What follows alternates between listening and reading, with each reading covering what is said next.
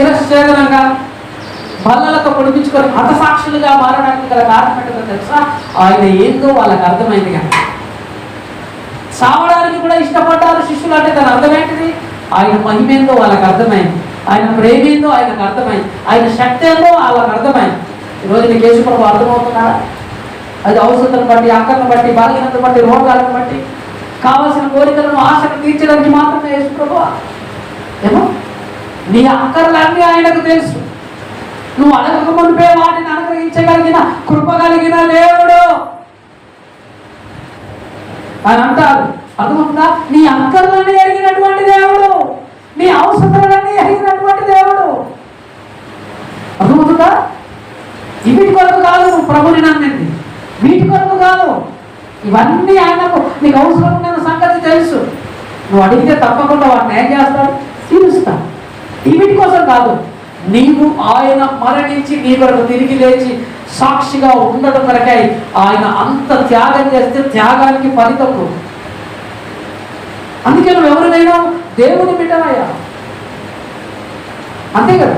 ఇప్పుడు అంత ప్రాణాన్ని పెట్టి నీ కొరకు నరకయాతన 9 గంటల నుండి మధ్యాహ్నం 3 గంటల వరకు శుక్రవారం దినమున వేదనకరమైన పరిస్థితికి గల కారణం ఏంటిది? నీ పాపం నా పాపమే కదా.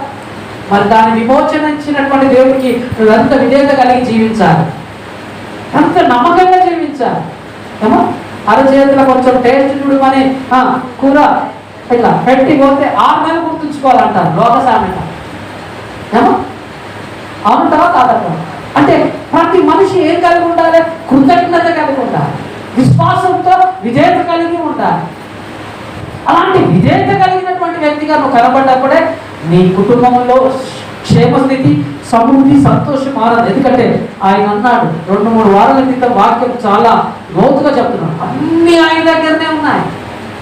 నీకు ఏది కావాలన్నా ఆయన ఇవ్వడానికి ఇష్టపడుతున్న దేవుడు, ఇవ్వగలిగిన శక్తి కలిగిన దేవుడు, సర్వ అధికారి అయినటువంటి దేవుడు, ఆయన నీకు సమస్తాన్ని చేయగలిగినటువంటి దేవుడు. కాకపోతే నువ్వు ఆయనకు నమ్మకంగా ఉండాలి, నమ్మకంగా కనబడాలి, యథార్థంగా కనబడాలి.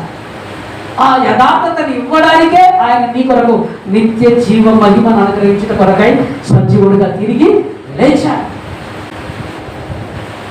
లోకమంతా పునరుత్థానం ఆరాధన దినానికి ఆదివారం వస్తున్నావు. దాని అర్థం నీకు తెలవాలి. ఆదివారం వస్తున్నావంటే ఎందుకు వస్తున్నావు? ఇక్కడ ఏమున్నది? ఏమన్నా ఉన్నదా? నీకు కనబడుతుంది? ఏమన్నా కనబడుతుందా?